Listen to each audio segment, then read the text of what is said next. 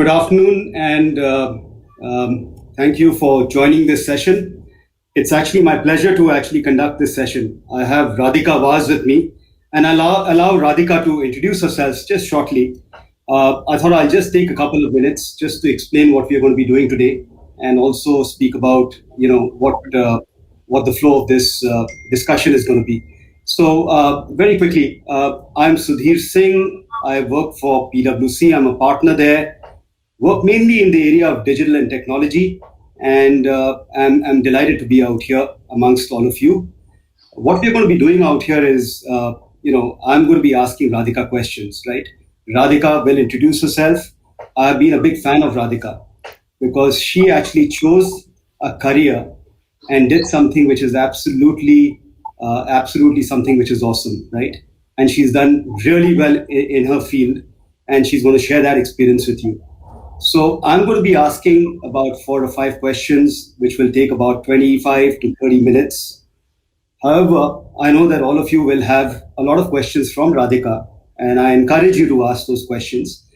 You should actually go into the Q&A side and actually post your questions. I hope I can actually see that. And I'll pick those questions up after 30 minutes, and I'll ask Radhika on behalf of you those questions. So that is going to be the flow. And with that, let me hand it over to Radhika. Radhika, over to you to introduce yourself, because I know that I won't be able to do justice to your introduction. Indeed. Hello, Sudhir. Hi, everybody, and happy Women's Week. I guess we get 3 days in the year to enjoy our lives. The rest of the time, these guys have all the fun. So I'm Radhika Vaz, and many of you probably don't know me, and so I'm a stand-up comedian and a writer, and basically, that's what I do. Try and make people laugh as much as possible. We'll see if I can get a few in here today, possibly at Sudhir's expense. We'll see. I'm really excited to be here today. I mean, I just feel like I'm a bit overwhelmed with all the technology women around me. Like, I am the stupidest person in the room, which is not something I'm not used to. I'm kind of used to that. So I think I'll be fine. I'm in my element. Great. Thanks so much, Radhika. I think, I'm actually quite nervous because, the agenda is for me to ask you questions. But since I know you, since I've attended your shows, I don't know which ones the questions come back to you, right? And I'm the only victim because nobody else, you can't ask anyone else the questions. It's true. I know, normally we'd be on a live stage and I could actually look out into the audience and see other people there and stuff like that. But I'm going to go easy on you because I like your wife. Nothing to do. There you go. Thank you. So Radhika, I think, your journey has been very interesting, right? It's been random. It's been diverse. You've written a book. You've actually started off in a certain way. You're doing some really interesting stuff now. I wanted you to share that journey, and what made you think through that, and how have you really evolved yourself? Okay. And every time I see you on stage, it's a better version of you, right? So it's very interesting. So that's my first question. Okay, firstly, all this flattery is not going to help if I decide to, to stay. Yes. But I appreciate it because what girl doesn't? All right. I started life basically, I think, like just everyone else, which is not knowing what I wanted to do.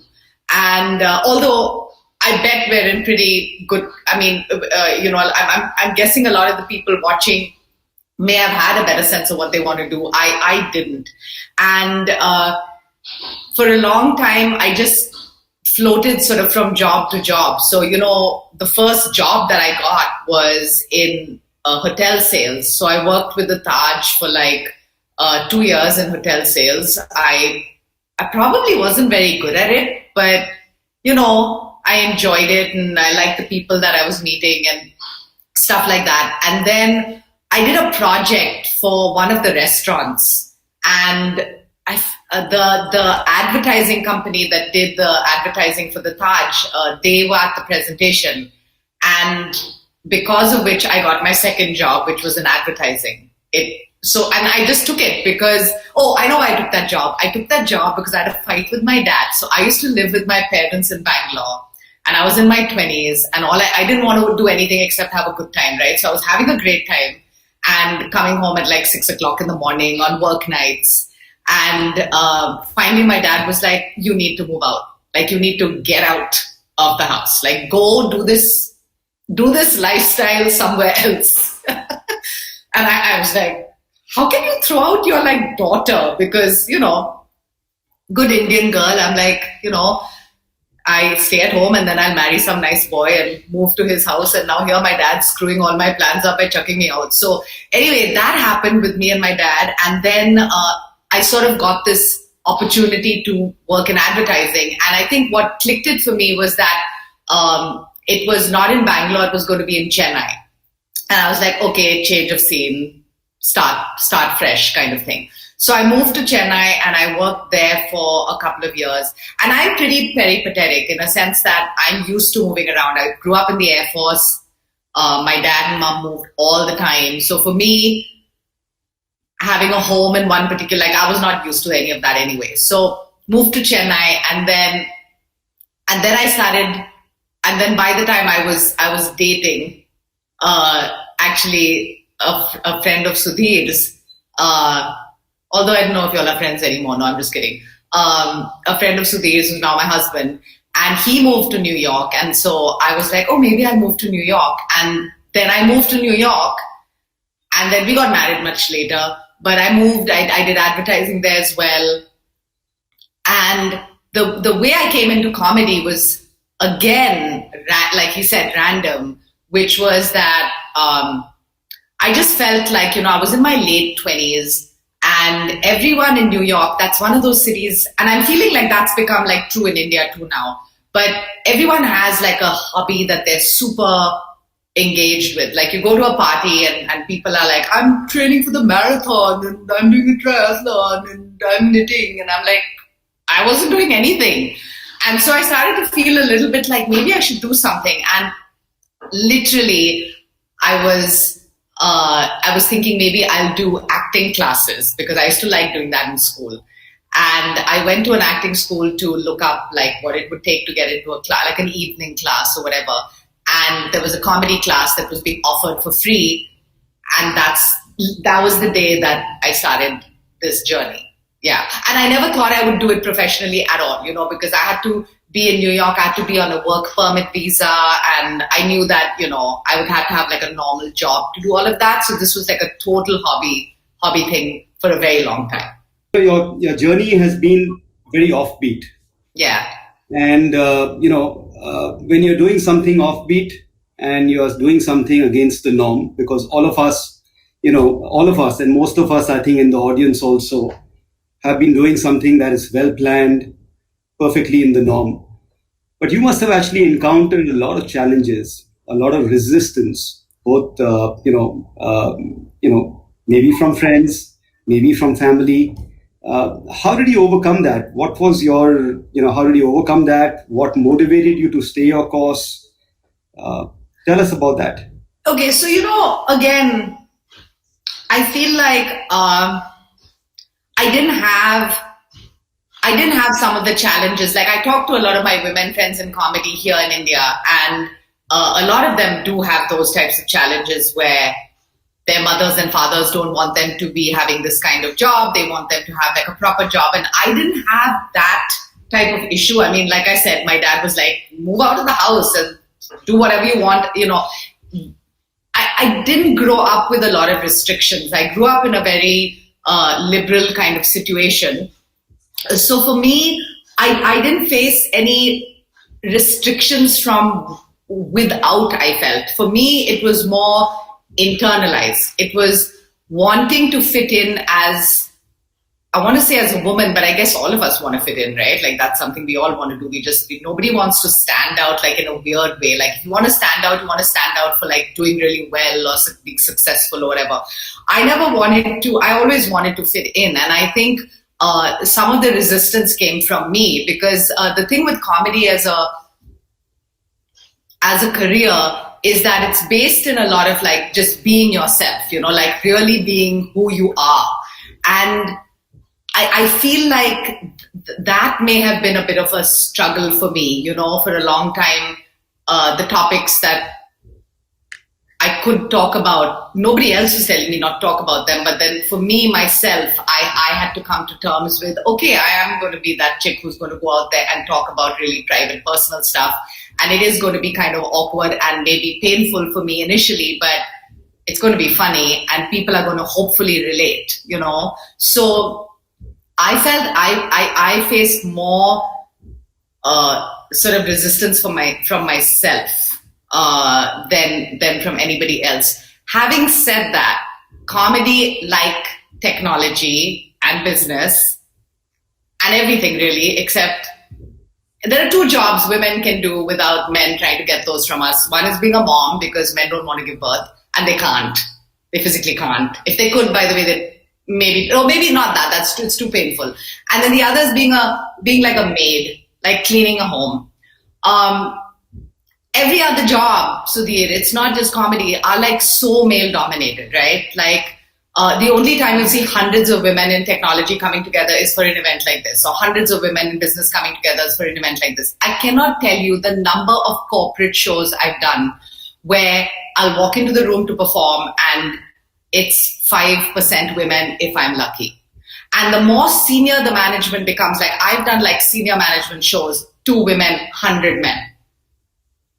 3 women, one of them's the secretary. That's just the way it freaking is, man. And so for me, I don't think being in an offbeat, career is more challenging for women. I think being in a career is what's challenging for women. I think all of us women face actually the same barriers that comedians do. And I will say that a lot of my comedy friends who worked as like waitresses in technology, engineers, etc., are totally equipped to walk into a green room full of dudes and hold their own. I mean, they are as equipped as I was. You know what I'm saying? It's like there are engineer girls who are doing comedy part-time and they are really, I mean, I don't know if I'm allowed to say this, but like, they got balls of steel, man. Like they will walk into a room and they don't care if the guys are being friendly with them or nice to them or anything to them, because they've experienced all of that at work in their normal jobs. Right. So I think what you said is very interesting, and that's a reality. Not only in India, I can see that reality in many parts of the world. All over the world, everywhere. This is normal. Yes. I mean, we have Women's Day for a reason, by the way. If there was equality, we wouldn't have Women's Day. It would just be Humans Day and let's move on. So keeping that thread, right, I think what is very interesting is, you had a lot of people who were also doing another job, right? Maybe they were in technology, maybe they were working in a restaurant, they were working somewhere else.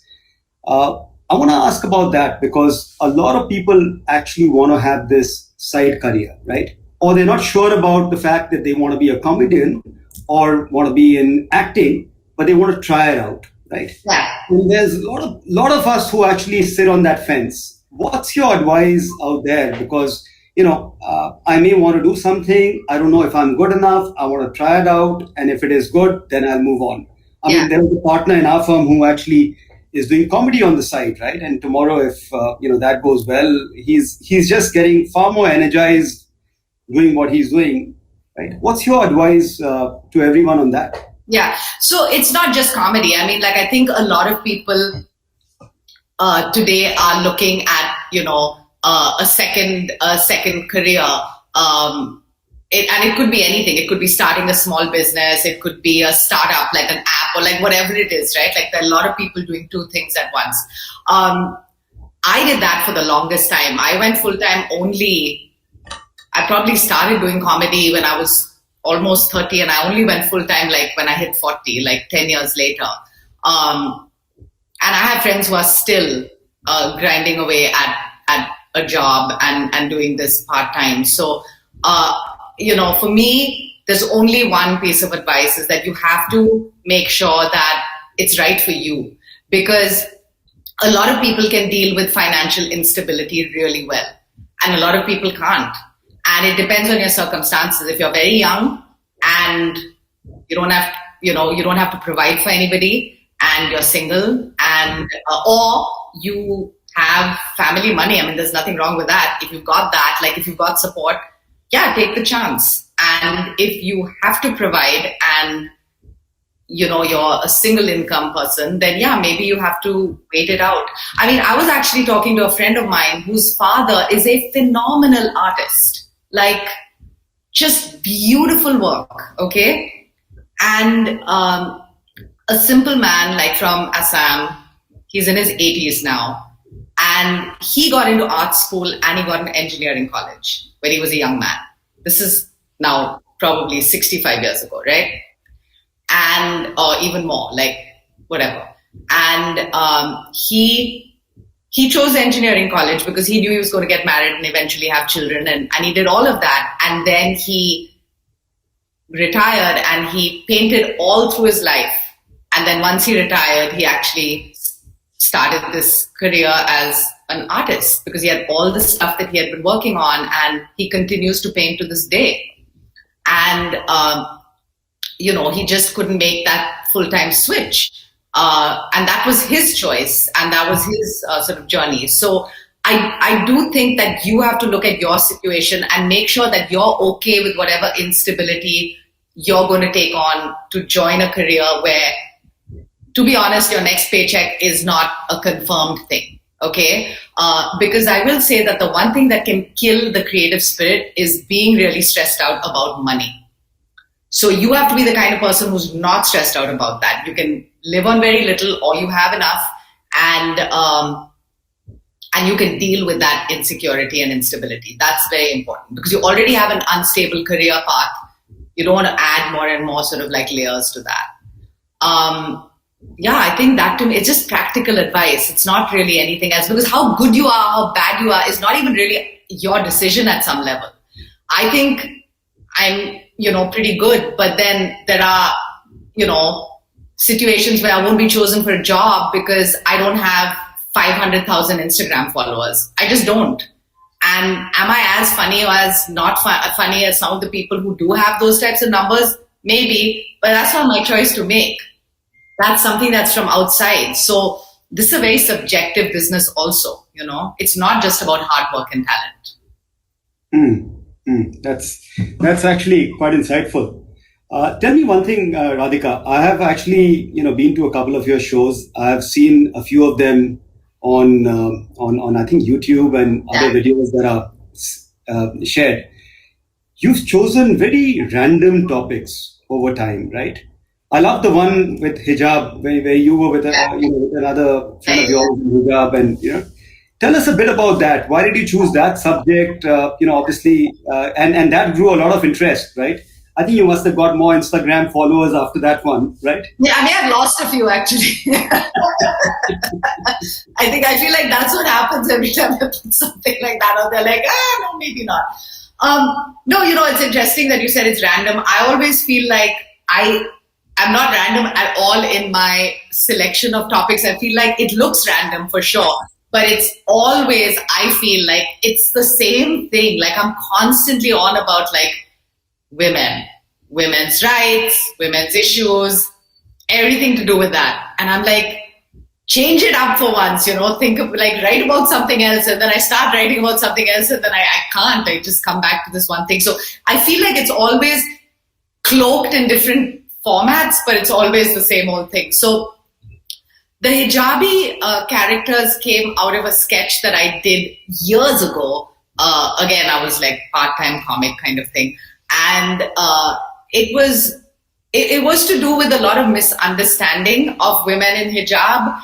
And I think that I lived in New York at the time, but it doesn't matter where you live. I mean, you can be living in Gurgaon and there's a lot of misunderstanding of women who wear hijab. And I myself don't, necessarily say that I understand why people make certain choices. But it was just very interesting to me living in the West and how, the automatic assumption is that this woman is highly like oppressed and has absolutely no voice and probably didn't go to school. And there's a lot of that. And so I decided that, I was going to do a character who wore hijab, but who was the opposite of what you would think she was. She'd be like a ball buster, and her husband was like the subservient one in the relationship. And, so I flipped some of that stuff around and just to have fun. And then years later, MTV in New York came to me and said, why don't you do something with that character? And so then I invited my friend Nadia to join me, and then the two of us came up with this idea of Shubs and Fats, and then that became like kind of a little cult hit. We got an award for it, and we worked with Amazon in LA for a while to try and create like a proper show out of it, like a series. And we worked with some really great writers and stuff like that. We learned a lot. It didn't really go anywhere, but that was sort of the genesis and the reason that I did that particular set of videos. Yeah, Shubs and Fats. Yeah. No, I remember that. Yeah. It was good fun seeing you there. Yeah. So, one of the questions that is often asked, right? Yeah. And this is, and obviously the topic is I'm me, myself, and not a mom, right? Yeah. Many women over time have chosen not to be a mom, right? Yeah. And that's a choice, right? Yeah. That's a choice that anyone has to be a parent or not to be a parent. Tell us about that, because I know that is something that bothers many young friends that I have, right? Many friends. Yeah. And obviously, when you're living in India, the pressures of the society, the pressures of family, everything comes down very strongly. Mm-hmm. You actually stood up there, you made a choice, and you stuck there. Tell us about that, right? Sure. So, it's just an interesting thing about being a mom, right? Or motherhood. When I was younger, like in my 20s and stuff like that, this is slightly a roundabout way of answering this question, but I'm just going to explain something that happened to me personally, was that when I was in my 20s, I didn't even think, I wasn't a feminist. Like, I didn't know what feminism was. I didn't give a shit. Like, I didn't care to look into what it was. I didn't even think men and women were different. I knew we were different, but I didn't think we were unequal.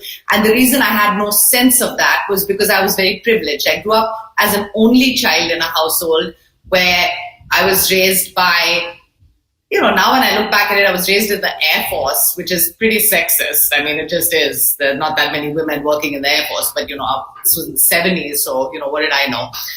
But I was an only kid, so I didn't see parents behaving differently with boys and girls, right? So, like, I had nothing to compare it to. And then I went to boarding school, and I feel like it was also a time where feminism wasn't part of our, like, daily language. We didn't really have much exposure to it, and the way younger people do today. So I didn't think anything of it. And I went around, I went through my life. And then when I got to sort of like my early 30s, that was when I got married when I was about 32. So immediately upon getting married, I started to notice, that was when I became a feminist actually, because that's when I started to see that the big difference is, for me, was that people would ask me if I wanted to have a kid. They wouldn't ask my husband that question. It was all about me. It was like, when are you going to have a child? Don't you want to have a kid? Like, it started, and that was when I realized, holy shit, like, there is a big difference. There is this huge divide. And I do believe that being a mom is part of that division of labor that's so unequal for women. And it does, to a large degree, hold a lot of women back. Now, I know there are a lot of women out there who are not held back by motherhood. And some of them are in a particularly privileged position of having a lot of help, whether it's paid help or familial help. And then there are a lot of women who don't have to go to work. But there are a lot of women who have to go to work. And also, I feel like there are some women who just don't want to be mothers. And that's an option that they don't even give you. It's like, of course all women want to be mothers. Like, that's normal. If you don't want to be a mother, if you don't love kids and you're not dying to be a mother, then you're weird. And that's not true. Because parenting is a choice. It is not a biological eventuality. That's a story we've just been sold. And there are studies to prove this. And I've looked into it because that's how much it bothered me, to be told that, are you a woman if you don't have a baby? And you're letting down everybody you're letting down the whole of the country. Like basically women who don't want to have children are like treated in this bizarre fashion, So I think for me, I knew very early on I didn't want to be a parent. And I didn't have a particularly good reason for it because I didn't think I needed a good reason for it. I was like, it's just something I don't want to do. And it's not because I'm going to have this startling career that needs all my attention. And it's not because there's no reason. It's something I don't want to really do. And I never questioned other women's desire to be parents or other men's desires to be parents. So for me, I was like, oh, that's just something they want to do and they should be able to do it. And if this is something I don't, I should be able to not do it. And so that journey was interesting because I did feel a lot of pressure and a lot of sort of barriers there. But I think that the reason I stuck to it was I just knew in my gut that if I did it, I would regret it. And I also knew that, it's not like marriage or a job or something like that if you do it and you kind of don't like it, you can leave.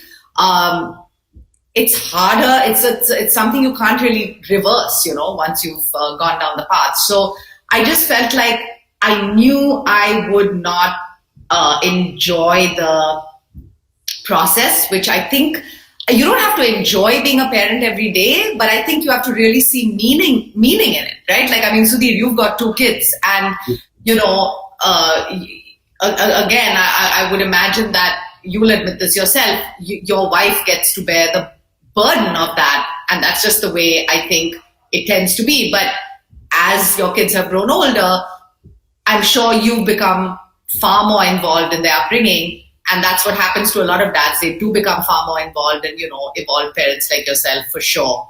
But it's something that you both wanted to have had to have done. And you didn't enjoy every moment of it. I met your kids, so I know that. No, I'm just kidding. They're lovely.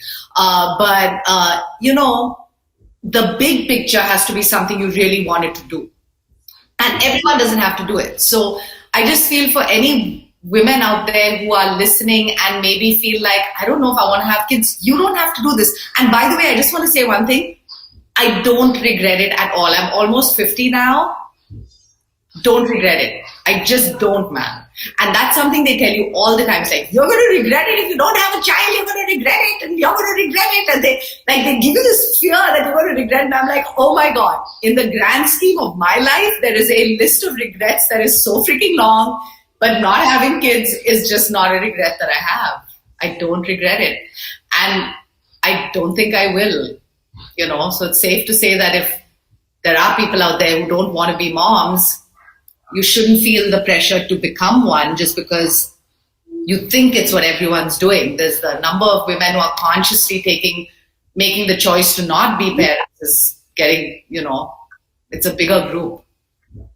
Sure. I'm going to actually ask a question that has come on the chat, right? Okay. You're talking about, getting onto the stage. You obviously started your journey. I think there's a question from Ashima, and this is, how does one muster the courage to be on the stage? And what if the crowd can't relate to you? And I'm sure you must have had, you've had many shows where you've had everyone on the floor, right, laughing. And Radhika, talking about gender, I have been in shows where there are more men, and you've trashed men and you made them laugh, right? Yeah. And I'm sure you have had experience where the crowd didn't relate to you. Right? Yeah. So I think there are 2 questions out here. Yeah. How do you muster up your courage, and how do you deal with a situation where sometimes the crowd doesn't relate to you? Yeah. Okay. So the first one is a combination of factors. There's some people who can code And if you told me to do coding or to even learn coding, I would shit in my pants. I would be like, please don't make me do that. So you know what? There's sometimes it's an affinity and an ability. So I certainly have. Some of us have an ability to do certain things. So that's one part of it, but it's a really small part of it. I get really nervous a lot of the time before I go on stage. Just a fact. I'm not like, if it's like a 10-minute, 15-minute set, it doesn't bother me as much. But it again depends on who the audience is and what I'm trying to, accomplish, how new the material is. So yeah, do I feel nervous? Of course.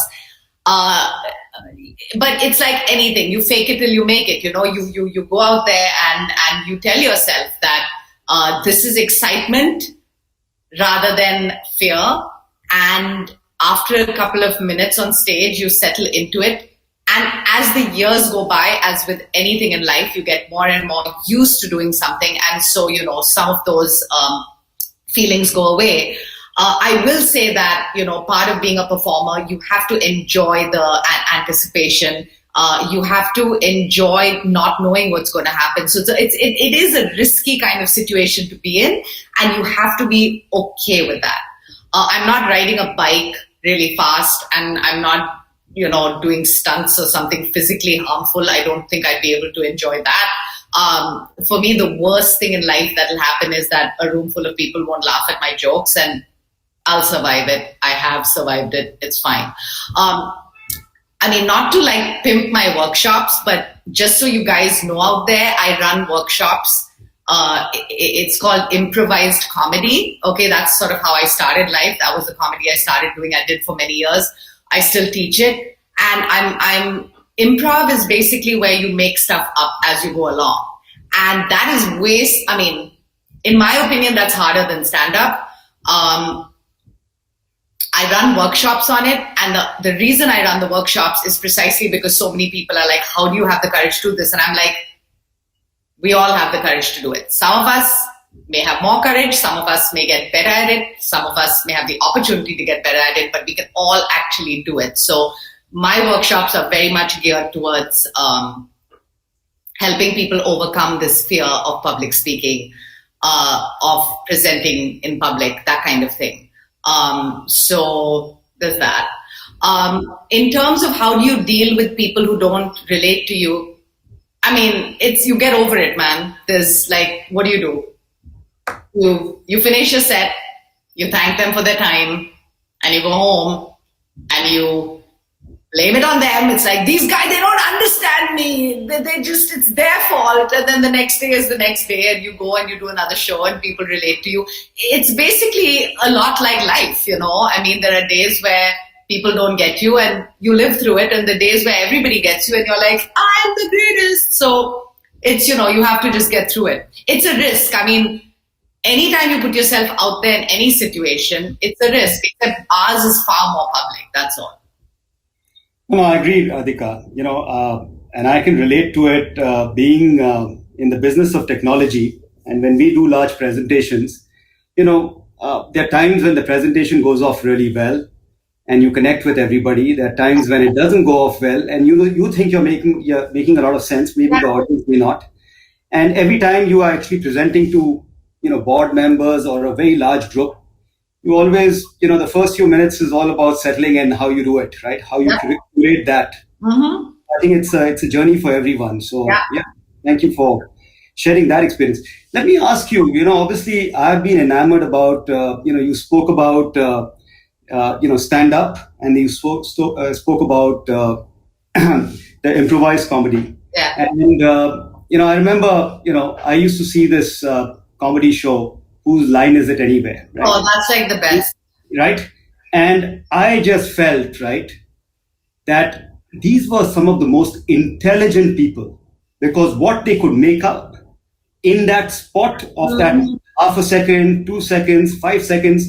I didn't even understand the context, and they were actually starting a comedy there, and it was all funny, right?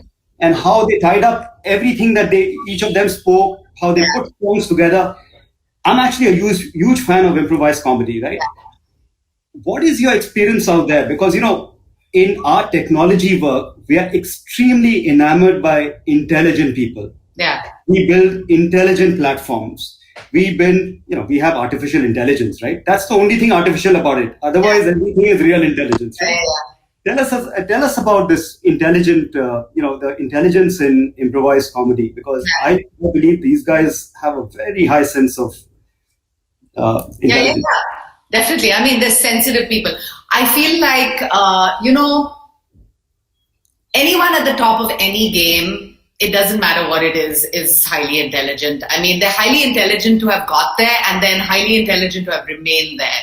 So it doesn't really matter what you do. If you're doing something really well, you're obviously really smart. Now, I believe that to be true of anybody, like sports people, dancers, even if it's a physical activity and not like what we consider to be cerebral. It takes a lot of different types of intelligence to be in a position of doing something really well. Improv is a very interesting genre of anything, of comedy certainly, but of any kind of performance, because it involves a very high level of sensitivity to other people.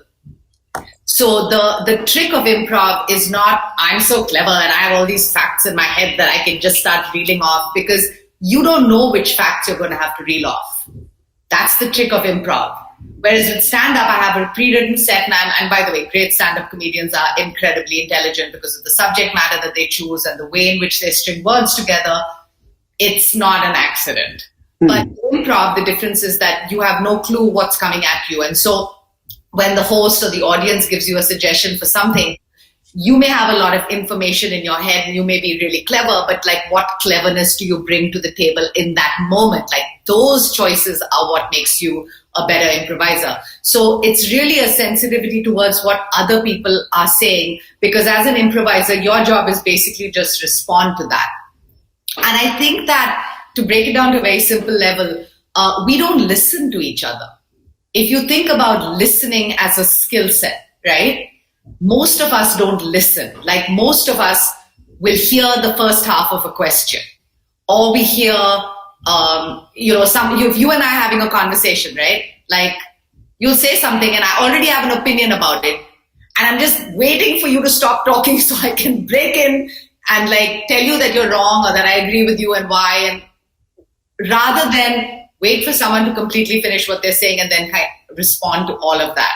So I think we're in sort of this world now where a lot of us don't listen very well, and it causes communication issues. But the people who do listen really well, they pick up on stuff that we average listeners don't pick up on. And that's what causes them to look more intelligent and quicker and smarter, and leads them to be better improvisational comedians as well. Whose Line Is It Anyway is interesting because it's televised. And I do believe that they tape a lot of stuff and then they do edit the best stuff. But it doesn't matter, because their worst stuff would be way better than my best stuff on any given day. I mean, that team was, they were so good. Yeah. And I've seen really great improvisers live, by the way. I mean, I've seen some amazing improv shows that's called short format improv. I've seen long format improv. I've worked with some amazing improvisers that just like unbelievable how quick they are. No, I think, it's very interesting. As you were speaking about this, I was actually drawing a comparison with what's happening in our technology world, right? And the whole aspect of empathy is becoming really important. Yeah. Today, earlier there was technology and people had to behave in a certain way. Today, technologists actually study people, right? And then they reimagine how the technology needs to support that. And that's the big change of our digital age. And the better you get to it, the better the performance of the products, the services that you are creating is. So there's absolutely a direct relationship. And thank you, Radhika. I think, I've actually learned something. I'm going to try and do some improvised comedy myself. Come to my workshop, Sudhir. Oh, I won't come for yours, Radhika. I'm too scared about that. No, I'm so nurturing. Like, all the maternal instinct that I decided to flush down the toilet when I didn't have kids, I just bring that to bear in my improv workshops. You know why I do that too? I'm just kidding. I'm not maternal, but maybe I am. I don't know. But I also feel like you can't teach people anything in any kind of a fear-based situation. And I just feel like these types of skills, right? Like communicating as a skill. Yeah. It's like yoga. It's really like yoga because only you understand how you're feeling at that time. And it's all about that. It's all about just like really subtle feelings and emotions that you go through, and you're like, oh, okay, I felt like this in this situation. I felt like that in that situation. And paying attention to that stuff makes you a better communicator. So it's a really interesting thing, teaching it and even learning it. Yeah. Okay. So Radhika, there's another question. Yeah. How do practice your entire show, right?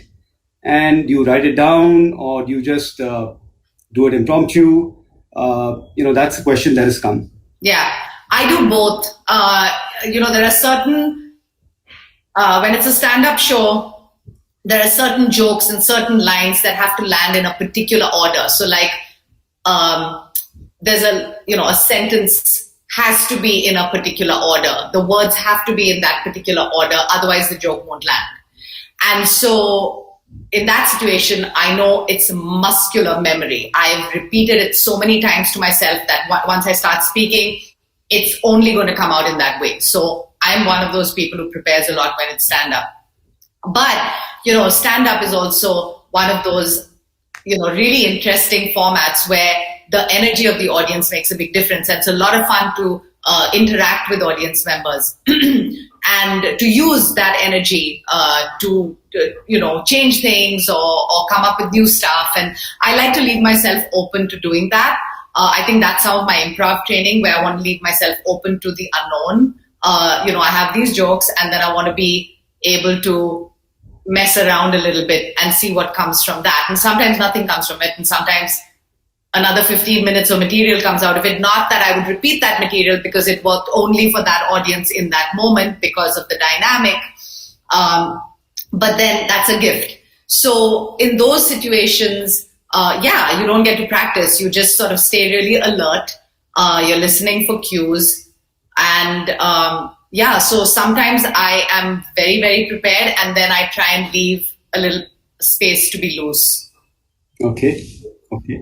I have another question that has come in, right? How do you see the future of this industry?